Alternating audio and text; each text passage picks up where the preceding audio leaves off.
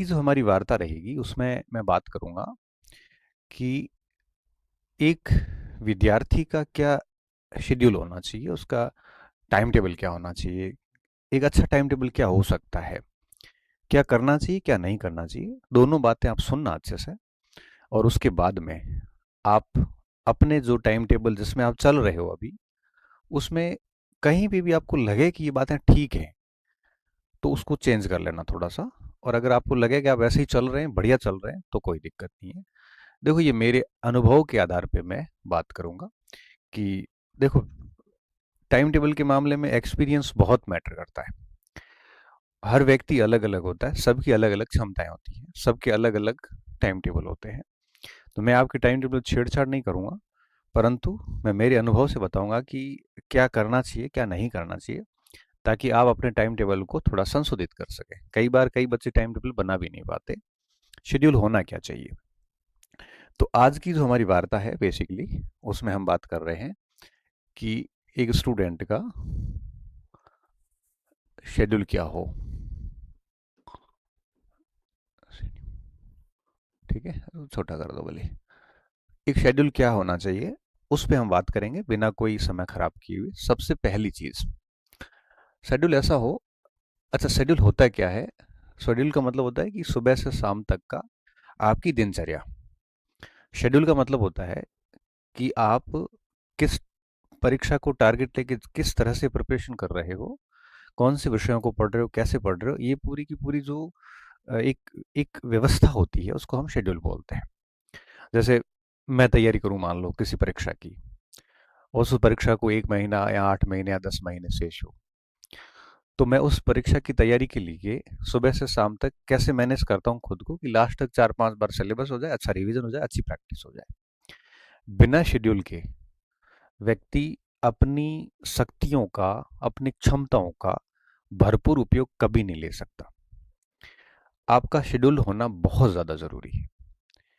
ये टाइम को इतना बढ़िया मैनेज कर लेता है कि आप जितना कर सकते हो उससे अधिक कर पाते हो। और अगर आप शेड्यूल नहीं है तो जितना आप कर सकते थे उससे कहीं कम कर पाते हैं आप। शेड्यूल होना बहुत ज़रूरी होता है। उसके बिना हम अस्त व्यस्त हो जाते हैं, और अस्त व्यस्त व्यक्ति कोई भी काम नहीं कर पाता। वो श्रीलाल शुक्ल लिखते हैं राग दरबारी में शायद, कि मेरे पास इतने अधिक काम हैं कि एक भी काम नहीं हो रहा है। मेरे पास इतने अधिक काम है कि एक भी काम नहीं हो रहा है। क्या मतलब है इसका? इसका मतलब ये है कि बस शेड्यूल कुछ है नहीं, टाइम टेबल कुछ है नहीं, बस सोच रहे हैं उस कामों पे। और सोचोगे तो काम होंगे कैसे, और हो कुछ नहीं रहा है बस। अब हो कुछ नहीं रहा इसलिए वो अधिक काम पड़े, अगर कुछ हो रहा होता तो काम सारे संपादित हो जाते। इसलिए कहते हैं ना कि शुरुआत बड़ी मुश्किल होती है, और एक बार अच्छे से शुरू कर लेते हैं तो फिर अपने आप चीज़ें धीरे धीरे सुलझती जाती हैं, रास्ते निकलते जाते हैं, काम होते जाते हैं, मोटिवेशन मिलता जाता है अपने आप ही, ऑटो सेल्फ मोटिवेशन जैसे कहते हैं, मिलता जाता है। चीज़ें हल्की होनी शुरू होती है और अच्छा फील होना शुरू हो जाता है। कुछ नहीं करोगे, सुबह शाम पड़े रहोगे, कोई शेड्यूल नहीं है, तो काम होता नहीं है। काम बढ़ता जाता है कि हो नहीं रहा है इसलिए काम बढ़ रहा है। दिमाग के ऊपर भार बढ़ता जाता है, कॉन्फिडेंस डाउन हो जाता है, सेल्फ मोटिवेशन बिल्कुल नहीं रहता। फिर दूसरों से मोटिवेशन सुनने की आवश्यकता महसूस होती है, जो कोई काम का होता नहीं है ज़्यादा समय तक। और फिर हमारे अंदर जितनी क्षमता है उतना हम प्रदर्शन नहीं कर पाते। अब एक बच्चा ऐसा जिसका शेड्यूल बना हुआ है, तो वो व्यवस्थित काम करेगा, ना तो काम का प्रेशर रहेगा उसके ऊपर, ना काम का उसके ऊपर बहुत सारा बोझ रहेगा, ना कोई पेंडिंग काम रहेगा। कॉन्फिडेंस अपने आप बना रहता है, सेल्फ मोटिवेटेड रहता है, आगे से आगे टारगेट मिला रहता है। तो वो बढ़िया कर लेता है, उसकी जो क्षमता है उससे कहीं अधिक कर लेता है। एक ऐसा बच्चा जिसके पास कोई शेड्यूल नहीं, बहुत अस्त व्यस्त है, उसको सुबह शाम सोने का ही कोई अता पता नहीं, खाने पीने का अता पता नहीं, और साथ में किस समय क्या पढ़ना है, कैसे रिवीजन प्रैक्टिस, उसका कोई अता पता नहीं है। तो वो कोई काम उससे होता नहीं है, फिर उलझ जाता है। फिर वो मोबाइल में देख के रील्स वगैरह सो जाता है। और फिर क्या होता है, काम का बोझ बढ़ता जाता है, बर्डन बढ़ता जाता है, मानसिक दबाव बढ़ता जाता है, मोटिवेशन डाउन हो जाता है, कॉन्फिडेंस डाउन हो जाता है, और फिर तनाव, अवसाद, ये सारी जो नई नई बीमारियां हैं वो उसको लगनी शुरू हो जाती है। इसलिए एक विद्यार्थी को सबसे पहले अपना एक बढ़िया शेड्यूल रखना चाहिए और वो शेड्यूल को स्ट्रिक्टली फॉलो करना चाहिए। अगर आप शेड्यूल को फॉलो नहीं करते हैं तो फिर मान के चलिए उस शेड्यूल का कोई महत्व नहीं है। कैसा होना चाहिए? सबसे पहला पॉइंट, शेड्यूल ऐसा हो जो स्वतंत्र हो, ऐसा बंधनकारी नहीं हो। कैसा होना चाहिए? स्वतंत्र शेड्यूल होना चाहिए, बंधन वाला नहीं हो। जैसे मैं उदाहरण देके समझाता हूँ।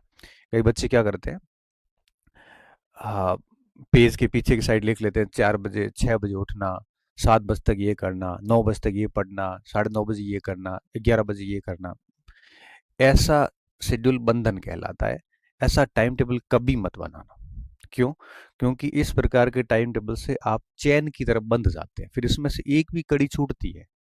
जैसे मान लो 6 बजे उठने का शेड्यूल बनाया आपने और आप उठ गए 7 बजे, फिर आपका मन ही नहीं होगा, पूरा दिन शेड्यूल बिगड़ गया और पूरे दिन पढ़ाई नहीं होगी। फिर आप कहोगे अब इसको कल से लागू करेंगे, कल कभी आता नहीं है। ऐसे बंधन वाले शेड्यूल में एक भी कड़ी मिस हो गई तो पूरा दिन गया आपका। दिन जाने का मतलब होता है 10 घंटे जाना। 10 घंटे का क्या मतलब होता है? अच्छी तैयारी वाला बच्चा 10 घंटे में एक छोटा मोटा सेगमेंट रिवीजन कर लेता है, वो आपने बिगाड़ दिया। मैं हमेशा से इसके खिलाफ रहा हूं और मेरा जो अनुभव है वो ये कहता है, ऐसे बंधन भरे शेड्यूल को कोई भी बच्चा कभी भी स्ट्रिक्टली इम्प्लीमेंट, कठोरता से लागू नहीं कर सकता। कि सुबह 5 बजे उठना मतलब उठना, ऐसा नहीं होता। हम कोई मशीन थोड़ी है, हम मानव हैं। कभी कभार रात को नींद नहीं आई तो जरूर थोड़ी कि आप सुबह 6 बजे उठ पाओगे। 7 बजे ये करना, 7 से 9 इतिहास पढ़ना, 9 बजते क्या आप इतिहास छोड़ दोगे? क्या आपका कोई पैराग्राफ बीच में रहा होगा तो 15 मिनट और पढ़ना पड़ेगा? तो इसलिए ऐसे शेड्यूल से बचें, बल्कि स्वतंत्र शेड्यूल बनाए। स्वतंत्र में क्या होता है, सेशन डाल दे, भाई मॉर्निंग सेशन में मुझे ये पढ़ना है बस। और मॉर्निंग सत्र आप 4 बजे शुरू करो या 5 बजे करो, 6 बजे करो, वो आपके ऊपर है। शेड्यूल व्यक्ति की सुलझाने के लिए होता है, उलझाने के लिए नहीं होता है। ये बंधन वाले शेड्यूल उलझाते हैं आपको। स्वतंत्र शेड्यूल जो होता है ना वो सुलझाते हैं, शेड्यूल सुलझाने के लिए होता है।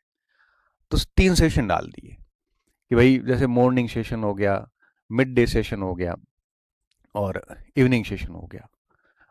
अब ये 3 सेशन हो गए आपके। तो जैसे मान लो मॉर्निंग में कोई आपात काम आ गया और आप नहीं पढ़ पाए, कोई इश्यू नहीं, आप इवनिंग शेड्यूल फॉलो कर लो, मिड डे का कर लो, नाइट वाला शेड्यूल कर लो। तो एक शेड्यूल बिगड़ा, कम से कम 2 तो आपने पालन किए, 10 नहीं भी तो कम से कम 6-7 घंटे तो पढ़े। बंधन वाले में तो कुछ नहीं होना। तो एक स्वतंत्र शेड्यूल बनाए जिसमें सेशन रखें आप, सुबह का सत्र, दिन का सत्र, रात का सत्र, जैसा भी आपको ठीक लगता है, 4 सत्र या 3 सत्र रख लें। और फिर उसमें तय कर लें कि किस सत्र में क्या क्या पढ़ना है, जिससे कि सिलेबस का एटलीस्ट 70-80% हिस्सा आप साथ लेके चलें।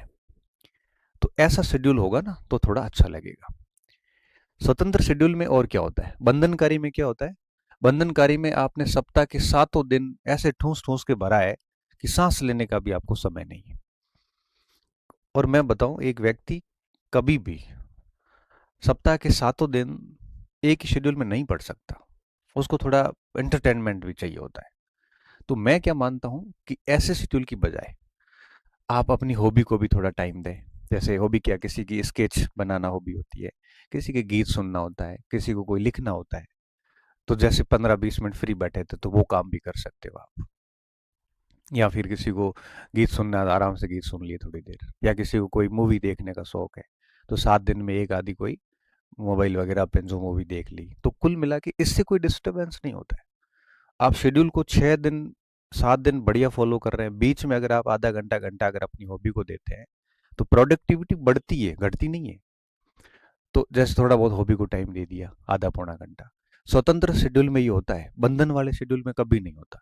बंधन वाले में तो आदमी सुबह से शाम तक ऐसा ठूस के भरता है कि भाई आदमी घुटन घुटन होने लगती है मुझे तो शेड्यूल से, कि भाई कैसे कर लेगा ये। और फिर क्या होता है कि वैसा वो फॉलो हो नहीं पाता, अधिकतम 2 दिन होता है, फिर वापस वही 5 दिन बिगड़ते हैं। इससे अच्छा है थोड़ा बहुत हॉबी का टाइम। तो मैं मेरी बात बताऊं, जब मेरा ऐसे रहता था, मैं मॉर्निंग, इवनिंग और नाइट का रहता था, ठीक है। कभी कभी नाइट में पढ़ लेता था, कभी कभी कभी जैसे 4-5 मिनट लगातार सुबह 3:30-4 बजे उठ जाता था। 3:30-4 बजे उठा, ब्रश व्रश किया, थोड़ा घूमा, फिर पढ़ने बैठ जाता था। तो जब ये 3-4 महीने ऐसे चला, फिर कभी कभार लगता था यार अब सुबह सोएंगे थोड़ा, तो कभी नाइट के सेशन शुरू कर दिए कि रात को पढ़ेंगे 3, 2:30, 3 बजे तक, फिर लेट उठेंगे। 2-3 महीने ऐसे कर लिया, फिर वापस सुबह का शुरू कर दिया। ऐसा मेरा चलता रहता था। मैं चलते चलते भी पढ़ता था, कई बार सोते भी पढ़ लेता था। कोशिश ये रहती थी कुर्सी पे बैठ के पढूं, बाकी पढ़ कहीं भी सकते हैं। और बीच बीच में हॉबी का क्या होता था, हॉबी मेरी जनरली ऐसे लिखना मुझे ठीक लगता है, और मुझे गाने वगैरह सुनना अच्छा लगता है, मारवाड़ी वगैरह ये सारे।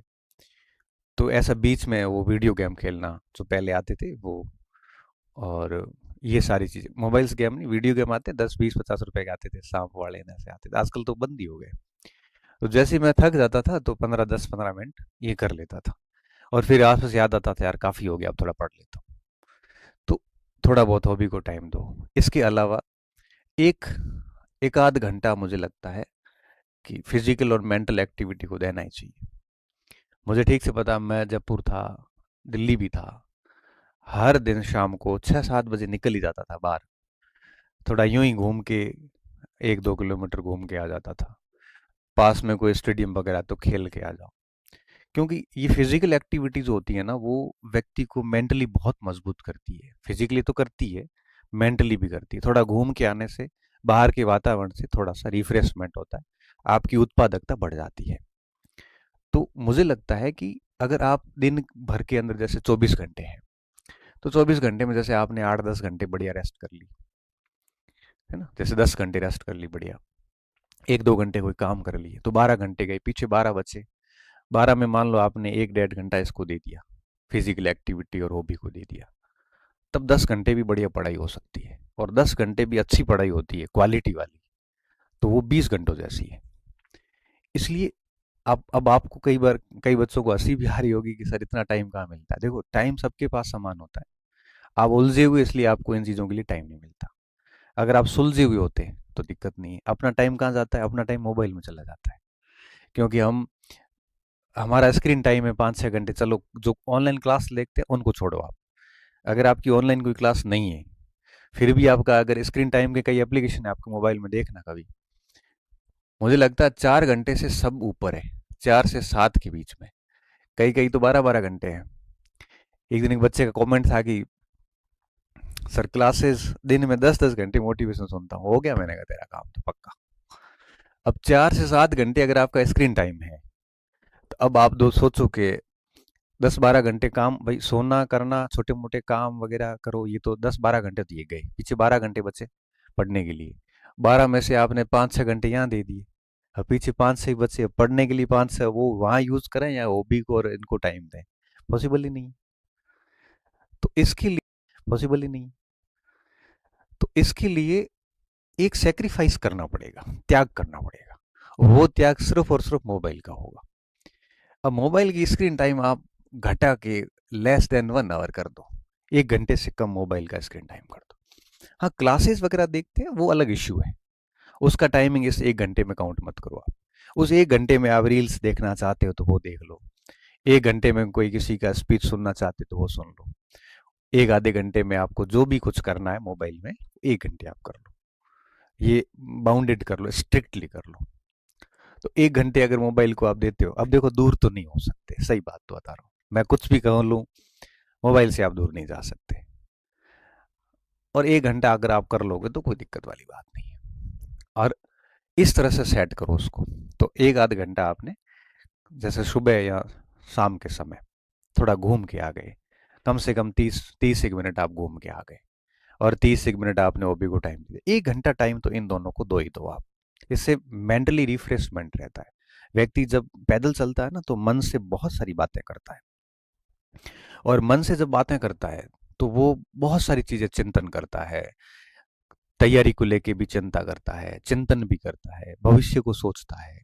तो इस तरह से जब भी मैं खुद आज भी वॉक करता हूँ, शाम को खाना खाने के बाद में, आज मैं बाहर निकलता हूँ, और एटलीस्ट 40-45 मिनट में घूम लेता हूँ 9-10 बजे के आसपास, और उस समय मैं दिन भर के जो कॉल्स होते हैं उनसे भी बात कर लेता हूँ। आज भी उन 40-45 मिनट में मेरे मस्तिष्क में सब कुछ चल रहा होता है कि कल क्या करना है, आगे क्या प्लानिंग करनी है, किस चीज़ को कैसे मैनेज करना है। ये सारी बातें जो होती है, ये सारी मैं उन चीज़ों में सोच लेता हूँ।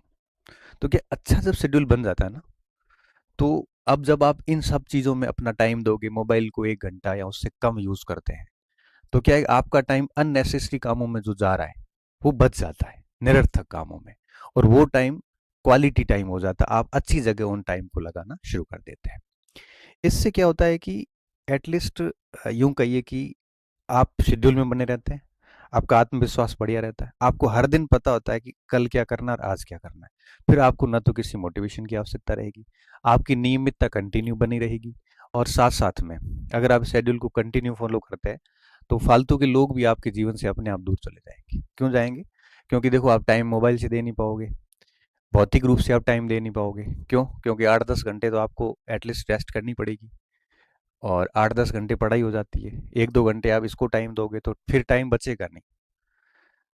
तो फालतू लोग हट जाएंगे, और जो बहुत अच्छे लोग हैं वो आपसे जुड़े रहेंगे, क्योंकि अच्छे लोगों को आपसे हमें हर दिन टाइम चाहिए भी नहीं होता है। उनको तो केवल तभी चाहिए होता है जब उनको जरूरत होती है, या आपको उनकी जरूरत होती है तब वो आपको टाइम दे देते हैं। और मुझे लगता है कॉन्टैक्ट लिस्ट जितनी छोटी होती है उतनी प्रभावी होती है। और ये बात आपको कब एहसास होगा? जब कभी आप संकट में आएंगे, उस दिन आपको पता चलेगा कि लंबी कॉन्टैक्ट लिस्ट के फायदे नहीं है। काम के समय कोई फ़ोन नहीं उठाएगा आपका, ना मैसेज का रिस्पॉन्स आएगा। बातें भली बड़ी बड़ी कर लें मोटी मोटी, लेकिन जब ज़रूरत पड़ेगी तब 2-4 लोग काम आने वाले। मुझे लगता है कि वो 2-4 लोग ही आपकी कॉन्टैक्ट लिस्ट में होने चाहिए, बाकी नाम हटा दो सारे। मस्त रहिए, जीवन सरल रखिए, कम लोग साथ में रखिए, अच्छे रखिए। तो मैं क्या आजमाता रहता हूँ इन चीज़ों को, मेरे पर आते रहते हैं संकट, तब मैं कई साथियों को आजमाता हूँ, कई औकात दिखा देते हैं, कई काम आ जाते हैं। काम आते हैं उनकी लिस्ट रखता हूँ, औकात वालों को हटा देता हूँ, ताकि फिर आगे भविष्य में ध्यान तो रखूँ, गलत फहमी में तो ना रहूँ कि मेरे साथ इतने बड़े बड़े लोग हैं। कोई नहीं होता, बहुत कम लोग आपके साथ होते हैं। तो कम से कम जब आप ऐसे शेड्यूल को फॉलो करोगे, तो निश्चित तौर पे आप ऐसे सारा फालतू लोग आपके जीवन से हट जाएंगे। फिर आपका ध्यान केवल पढ़ाई पे, आपकी हॉबी पे, थोड़ा बहुत मोबाइल पे और अपने टारगेट को लेके रहेगा। फालतू चीज़ें अपने आप, ये प्रैक्टिस करना, एटलीस्ट 20-21 दिन कोशिश करना इसको फॉलो करने की। निश्चित तौर पे आप करोगे। अच्छा, इसको कहीं लिखने की ज़रूरत नहीं, टाइम टेबल कहीं पर भी लिखने की ज़रूरत नहीं है, ये दिमाग में होना चाहिए बस। क्योंकि लिखे हुए टाइम टेबल काम नहीं करते। जो दिमाग में होते हैं, दिल में होते हैं ना, वो टाइम टेबल अक्सर काम करते हैं। जैसे मुझे इस समय ये करना है, ये करना है, वो करना है, आपको पता होना चाहिए आपका। जैसे अब मैं मेरी बात बताता हूँ, मेरा कोई टाइम टेबल लिखा हुआ नहीं है, शेड्यूल लिखा हुआ नहीं, आज तक नहीं लिखा मैंने। पहले लिखता था, कॉलेज लाइफ में ये बंधन वाले लिखता था। अभी मैं बताऊँ, सुबह 5:30-6 बजे उठ गया, मुझे पता है, मुझे मेरी अपने आप नींद खुल जाती है। उठ गया, उठने के बाद मैं थोड़ा 15-20 मिनट में बाहर वॉक करता हूँ। उठते ही मैंने टैबलेट ले ली, मेरी लेनी पड़ती है मुझे। फिर कुछ बन खा लिया, थोड़ा बहुत घूम लिया। उसके बाद में लगभग 7-1 बजते की प्रक्रिया रहती है, घंटा भर।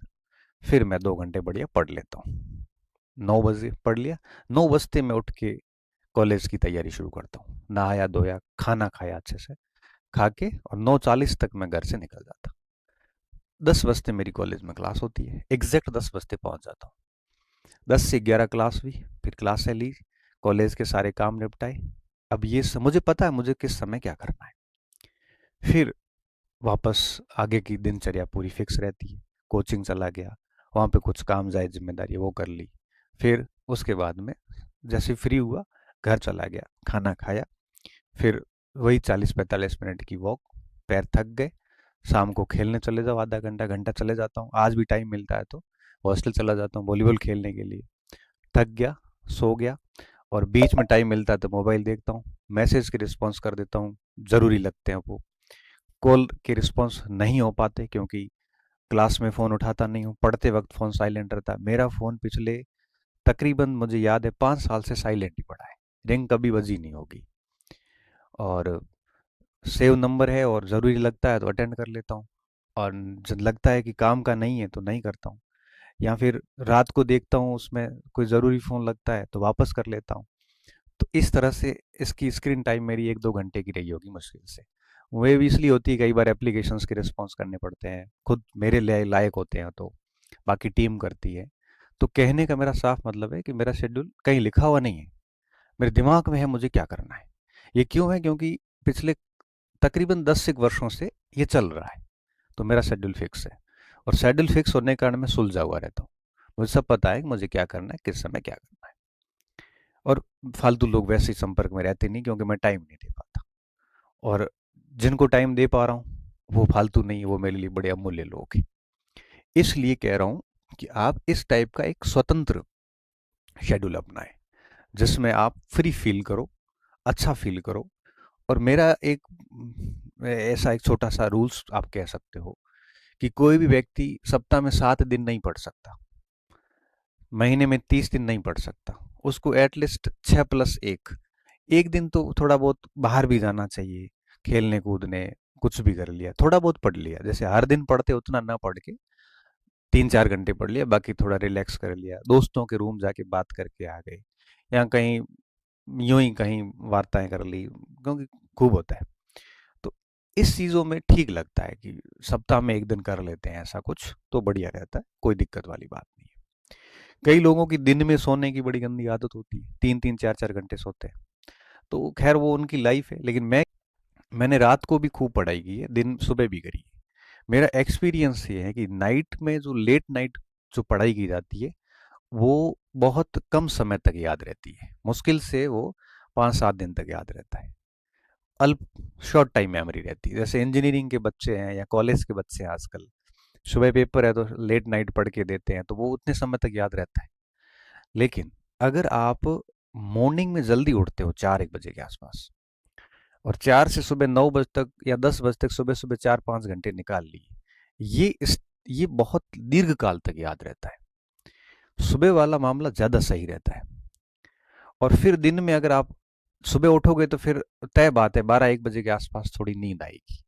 वो नींद ले ली, आधा पौना घंटा ले ली, ज़्यादा नहीं लेनी है। ऐसा नहीं सर मैं तो एक बार सोता हूँ 3 घंटे नहीं उठता, ऐसा मत करना। उम, मुझे याद है मैं दिन में सोता ही नहीं हूँ वैसे। और कभी कभार अगर सोता हूँ तो 20-25 मिनट में मेरी नींद खुल जाती है।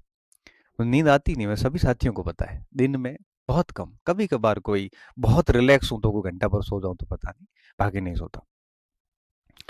तो आप ऐसे नहीं करें, आप सुबह जल्दी उठ जाओ, दिन में एक आधा घंटा रेस्ट कर ली, फिर बढ़िया पढ़ लिए, फिर रात को सो गए। तो ऐसे करो। कुछ बच्चे होते हैं जो रात को पढ़ते हैं दिन में सोते हैं, फिर वो अपना देख लेना। मैं मेरा कह रहा हूँ कि हो सकता है कि आपको उसमें ठीक लगे, तो इस तरह से यूज करो तो बढ़िया है। शेड्यूल में और क्या ध्यान रखना है? तो एक तो ये स्वतंत्र शेड्यूल होना चाहिए, दूसरा सेशन होने चाहिए आपकी, तीसरा हॉबी को वगैरह को थोड़ा फिजिकल एक्टिविटी को टाइम देना चाहिए, चौथा सप्ताह में एक आध दिन थोड़ा बहुत गेट टुगेदर भी हो जाना चाहिए साथियों वगैरह का, पांचवा मोबाइल वगैरह का टाइम है वो थोड़ा सा लिमिट होना चाहिए, घंटे भर का होना चाहिए। उसके अलावा और क्या रखा जा सकता है? और देखो, और रीडिंग, देखो स्टडी होनी चाहिए, साथ में थोड़ी सी प्रैक्टिस का काम भी हो आपकी शेड्यूल में। पढ़ने के साथ साथ हर दिन आधा पौना घंटा प्रैक्टिस होनी चाहिए, पुराने पेपर्स हर दिन होने चाहिए। फ्री बैठे हो, आप 15-20 प्रश्नों का एनालिसिस कर लो, बढ़िया। प्रैक्टिस होनी बहुत ज़रूरी होती है। आप कोरा पढ़ो ही मत, प्रैक्टिस करिए, इमेजिनेशंस करिए। कोई अगर रूम पार्टनर भी उसी परीक्षा की तैयारी कर रहा है तो डिस्कस भी करिए। थोड़ा बहुत बोल के पढ़ना भी ज़रूरी हो जाता है साथियों के साथ में। और इस तरह से जीवंत पढ़ाई होनी चाहिए, ऐसे मृत पढ़ाई नहीं हो कि बस सुबह से शाम केवल पढ़ ही रहे हैं, कोई प्रैक्टिस नहीं है, कोई इमेजिनेशंस नहीं है। पढ़ते वक्त एटलीस्ट ये होना चाहिए कि मैं कौन सा पैराग्राफ पढ़ा है अभी, इस पैराग्राफ में क्या प्रश्न बन सकता है। मैं तो आज भी कोई पैराग्राफ पढ़ता हूँ, लगता है आरपीसी ऐसे बना सकती है, इसको ऐसे भी पूछ सकती है, इसमें यूं पूछा जा सकता है। तो दिमाग में ये सारे प्रश्न घूमते हैं पढ़ते वक्त। तो मैं हर पैराग्राफ को डाउट की दृष्टि से देखता हूँ कि यहाँ ऐसा सवाल आ सकता है। तो मेरा दिमाग पूरा उसमें बिल्कुल घुला हुआ रहता है कि हर जगह सजग रहता है कि इसमें क्या प्रश्न आ सकता है। तो इस तरह से थोड़ा सा एक्टिव होके और बढ़िया पढ़ोगे, और साथ साथ में प्रैक्टिस और स्टडी अपने शेड्यूल में ये भी होना चाहिए। तो शेड्यूल ऐसे बोझ नहीं लगना चाहिए आपको, है ना? ऐसे हल्कापन महसूस होना चाहिए उसमें, जिसमें आपने सब गतिविधियों को टाइम देखो। जीवन केवल मर मिटने और पढ़ने के लिए नहीं है। पढ़ाई के साथ साथ में एक्टिविटीज भी होनी चाहिए। हमें पता है, हम लोग खूब पढ़ते थे, प्रश्नोत्तरी करते थे, अंत्याक्षरी भी करते थे, खेलने भी जाते थे, मैच लेते थे। हमें अच्छे से पता है ये सारी चीजें। मेरे जो बहुत क्लोज मित्र हैं, वो तो सब ये कहते हैं कि इसका हुआ कैसे, क्योंकि उन्होंने मुझे हमेशा ग्राउंड में देखा है, खेलना, कूदना, मनोरंजन करना, गीत गाना, और ये सब काम करते थे। और पढ़ाई के वक्त बढ़िया पढ़ाई कर लेते थे। तो खुद को बांधना नहीं है, उलझाना नहीं है, बोझ नहीं लेना है। बस थोड़ा सा टाइम को अच्छे से यूटिलाइज करना है। सुबह से शाम तक खुद को एकदम सांचे में फिट कर देना है।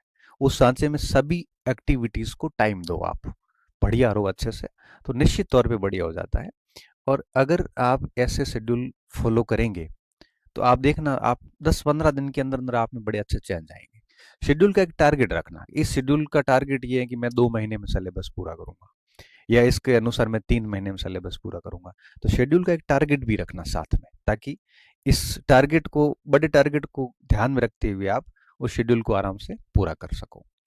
तो अगर आप ऐसे चल रहे हैं तो बढ़िया बात है, नहीं चल रहे हैं तो आज आपको इस वार्ता के बाद एहसास हुआ होगा कि आप कहाँ कुछ गलती कर रहे हैं। तो अगर ये बातें आपको ठीक लगे, अगर आपको लगे कि ये चीज़ें अपने शेड्यूल में आनी चाहिए, तो डेफिनेटली उसको लागू करना। और हाँ, जैसा भी शेड्यूल अपनाओ, ये बात किसी को बतानी नहीं है, खुद के अलावा।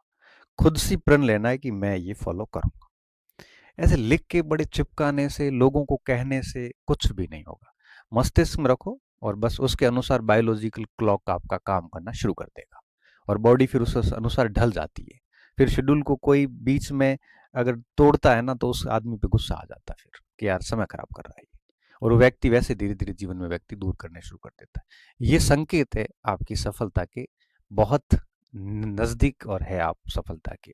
इन चीजों का ध्यान रखना। उम्मीद है आपका टाइम खराब नहीं होगा।